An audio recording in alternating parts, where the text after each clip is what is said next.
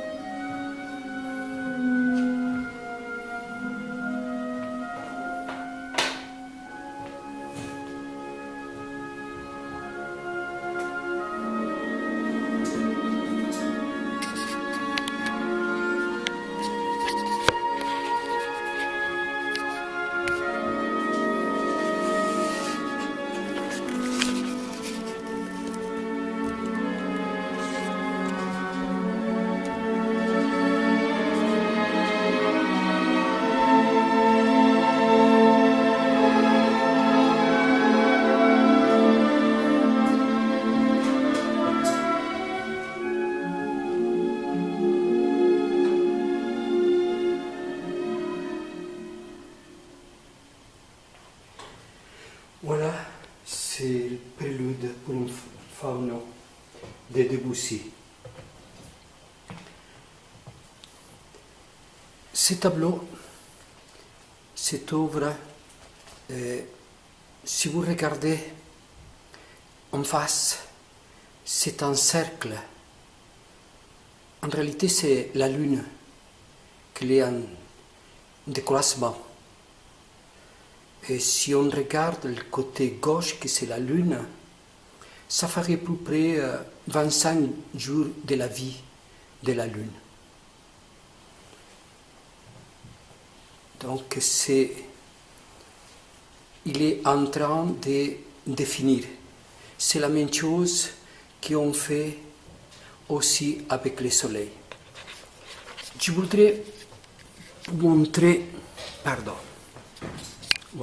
montrer que là c'est une espèce d'œuf. C'est un œuf dans l'intérieur.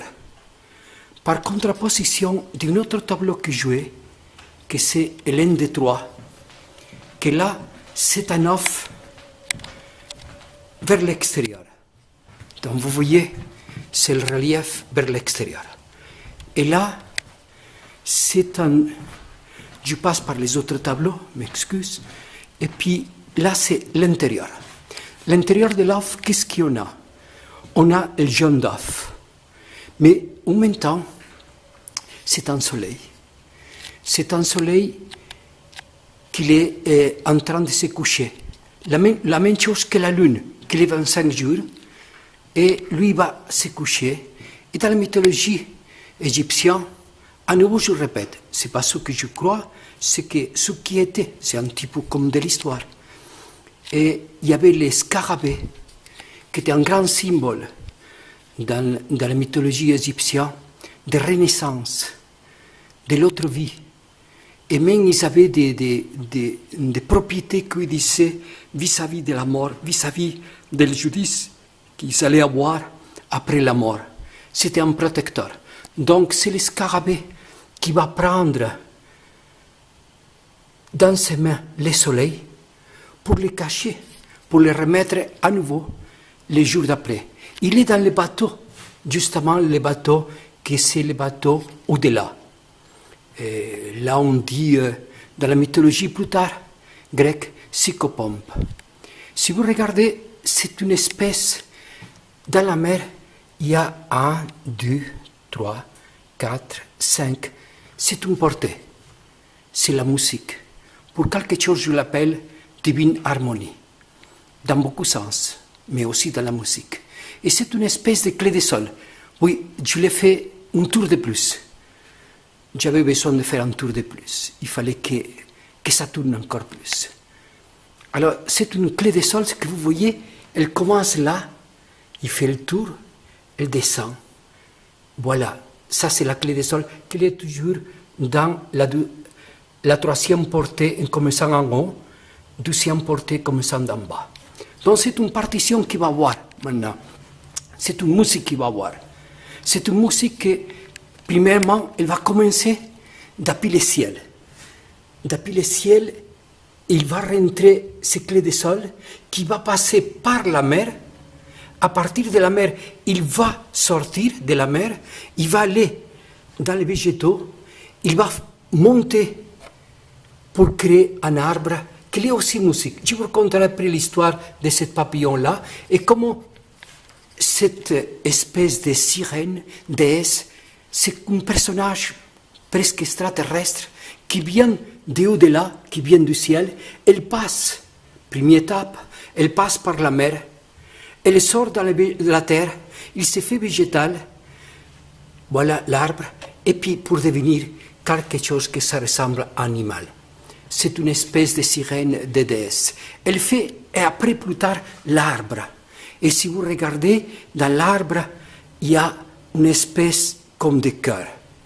Vous voyez, c'est une espèce de cœur. C'est déesse.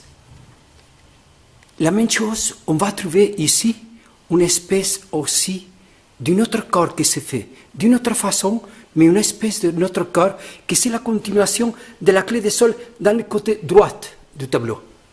Voilà qu'on trouve un violon, mais un violon drôle, un violon qui fait partir aussi comme si c'était un arbre. Donc, on a un arbre violon, un arbre haut. Et ce violon-là, que c'est un arbre, il y a représenté derrière deux déesses qui font une, c'est côté extérieur, voilà, ces côtés-là, que ça représente un terracotta très ancien égyptien de maintenant il y a 7000 années. Avec une autre déesse qu'on dirait que c'est une déesse de l'arbre, de la musique. Vous regardez, voilà, c'est le lotus qu'il est avec elle, il est tout belle, il fait partie de cet arbre-là, il fait partie de ce coucher de soleil, il est habillé du coucher de soleil. Et cet instrument, ils sont des racines. Ces racines, on va les avoir, on les a vues avant, pendant la musique. Voilà, c'est des racines. Dans l'intérieur. Aussi là, on va voir, c'est aussi l'arbre. Voilà l'arbre. Et puis, il y a les racines. Les racines qui sont dans un côté marécageux. Et c'est là que dans l'Égypte, c'est là qui était la vie. C'est là qui commence la vie. Mais aussi, pour les Tibétains, pour les Hindous, la vie, elle commence dans le marécageux. Oui, où il habitait souvent les poissons tilapia.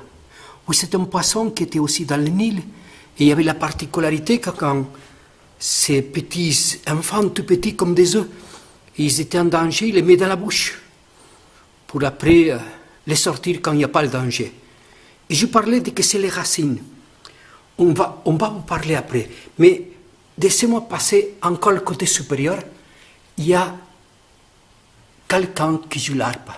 C'est dans l'Égypte. Oui, il y a une espèce de joueur d'arpe. Et cette arpe-là, le côté supérieur, il y a une représentation qu'on peut deviner de Hathor. C'est la déesse de la musique aussi. Très féminine. Et puis, en haut de cette offre-là, on a vu avant, c'est Pam. Oui, c'est une divinité rigolote un petit peu. Vous voyez, il y a les pieds comme des chèvres. Et lui joue la flûte. Flûte de Pan, c'est lui. Et il y a des gens qui l'appellent aussi, les satiriques, qu'on appelle aussi Fauno. Ce qu'on vient d'entendre maintenant, la musique, c'est Fauno. Alors, il y a toute une histoire par rapport à ces flûtes. En réalité, c'est une mousse, ces flûtes-là, qui s'avait converti en ruisseau que lui l'a pris. Il y a toute une histoire, je ne voudrais pas tout raconter, ça serait trop long. Et lui, comme il était en coca, et il aimait beaucoup partir derrière les mousses qu'il avait élevées à lui. C'est cette mousse. Alors lui, et surtout, il était très amoureux d'une déesse qui s'appelle Sélénée. C'est la déesse de la lune. Alors lui, il est en train de, avec sa musique, fabriquer un cheval. Il est en train de fabriquer un cheval parce qu'avec ce cheval-là, avec sa musique, il va monter pour arriver à trouver la lune. La lune qui s'appelle Sélénée, que je dis avant, mais que dans la mythologie romaine, il est relationné aussi avec un dieu, le dieu de la forêt, qui est Lazare. Et lui, il est en train de porter un gouvernail, une espèce de gouvernail, mais voilà que c'est aussi un violon. Il est appuyé là sur un violon. Il y a toujours le dialogue entre le Pan et puis l'arpe. Ça, c'est le côté de la musique qu'il y a ici à l'extérieur. Toutes ces musiques-là qu'on entend. Et puis, c'est oud. Il y a toute une histoire. Peut-être un jour je raconterai. Ça, c'est aussi long. Toute une histoire avec ces ouds, avec ces papillons noirs qu'il est incrusté. Il est papa. Et que je me trouvais dans une place qui était aussi grecque. Mon ami décédé, musicien. Et voilà que je l'ai trouvé. Et ce papillon-là, qui veut réincarner, il veut faire la même chose que les scarabées. Ils sont ensemble pour nous rappeler aussi encore l'autre vie au-delà. Et puis je vous parlais avant que dans cette musique, ces arbres-là, il y avait les racines. Et qu'est-ce qu'il y a dans les racines de la musique? Je m'excuse pour ceux qui aiment des autres choses, mais pour moi, les racines de la musique, il est son autographe. Ça fait partie de les racines. Johann Sebastian Bach, Beethoven, Mozart. Et puis, il y a une femme que les pas trop connue, Agnesi, Marie-Thérèse Agnesi. Oui, c'est la sœur de Marie-Gaëtane Agnesi, la grande mathématicienne. Celle-là qui a même un cratère avec son nom dans la planète Vénus. Elle, Agnesi, il a composé cette opéra. C'était une grande compositrice. Et puis on la trouve dans la Scala de Milan, ses portraits. Elle était née autour de 1720 et quelques. Et puis on trouve aussi un symbole de César, aussi une déesse de la musique et la littérature et des calculs dans l'égyptologie. C'est son symbole. Et on trouve Euterpe. Euterpe, c'est une mousse. Vous voyez, c'est celui-là, les mousses qui avaient élevé Pam, que je vous avais dit. Euterpe, c'est la mousse de la musique. Et tout ça, aussi, voilà, j'avais oublié parce que c'est improvisé, il y a une espèce de forme bleu foncé qui se rappelle à lapis-lazuli. Lapis-lazuli, que c'est un petit peu le cosmos. C'est avec la couleur du cosmos qu'on faisait aussi dans l'Égypte comme une espèce d'amulette. Et ça faisait l'huile de Horus. L'huile de Horus, que c'est aussi pour la santé, c'est pour au-delà. Et tout ça, il est porté, voilà, à neuf, mais il est porté comme si c'était un bateau. Regardez, ça fait comme un bateau. Oui, un bateau, on dirait comme un viking, quelque chose comme ça. Il est porté. Il est porté pour la licorne. La licorne, que c'est la représentation de la pureté, de la spiritualité. Je vous rappelle maintenant qu'il y a aussi Zacharie. Par rapport au tableau que je vous ai conté avant sur Jean-Baptiste. Et Zacharie, il dit, voilà mon fils qui va naître grâce à Dieu dans les évangiles, et dit, voilà que ça serait la licorne. Donc, son papa Zacharie, il remercie à Dieu, et puis il dit que Jean-Baptiste, c'est aussi la licorne, c'était quelqu'un de pur aussi. Voilà, que ce bateau, il est porté au-delà, parce que en plus d'aller sous les marécageux, sous les coins de l'eau, mais aussi il peut voler. Vous pourrez presque deviner qu'il y a comme des ailes là. En haut, il y a comme des ailes. Donc il peut voler, il peut faire tout ça. Ce bateau, c'est un œuf. C'est un œuf. Ça me rappelle aussi, une fois que je l'avais fait, à un tableau de Jérôme Delbosque, des musiciens dans un œuf. Je n'ai pas voulu l'imiter, je n'ai pas voulu faire la concurrence, c'est toute chose qui n'a rien à voir. Mais c'est vrai que j'ai une grande admiration pour Jérôme Delbosque. C'est aussi d'un côté mon maître. Alors voilà, il y a encore des choses à vous raconter et à vous dire, mais je vous laisse découvrir vous-même et voir tous les détails. Et toute ma peinture, surtout ces derniers temps, il est dans la symbologie. Je ne parle pas, je n'écris pas. Et ces symbologies, pour moi, ça veut dire toujours quelque chose. Comme dans les cathédrales, on travaille avec la symbologie. Comme on travaille dans l'Égypte, comme on travaille dans tous les autres côtés de tout ce que c'est géométrie, de tout ce que c'est architecture, c'est la peinture, on travaille avec les symbologies. On les faisait les grands maîtres. Ce n'est pas ça que je suis grand maître, mais c'est la symbologie, ce que ça veut dire. Et que chacun interprète d'une façon différente. Chacun le fait à soi. Alors je vous laisse et je coupe avec cet scarabée qu'il est là, que vous verrez après, que dessus, dans les marécageux, là, vous allez trouver aussi les scorpions. Très symbolique dans l'époque de l'Égypte, vis-à-vis des guérisseurs. Vous trouverez aussi un tortue, très important. Vous trouverez aussi un grenouille. Il ne faut pas oublier que la granule qui fait des tant et tant des œufs. Voilà pourquoi il y a l'œuf. Et vous allez découvrir ces granulles qu'il est dans les marécageuses là. Et il ne faut pas oublier que les têtards, les petits têtards, c'est le symbolisme des 100 000. Donc on écrit 100 000 en égyptien, hiéroglyphique, avec un tétard. Un tétard, ça veut dire 100 000. Si on veut mettre 200 000, c'est 2 tétards. On dessine 2 tétards. C'est la fécondité. Donc, il n'y a pas la vie qui meurt, il y a la vie qui continue, la vie qui se fait encore des milliers et des milliers, et ça continue.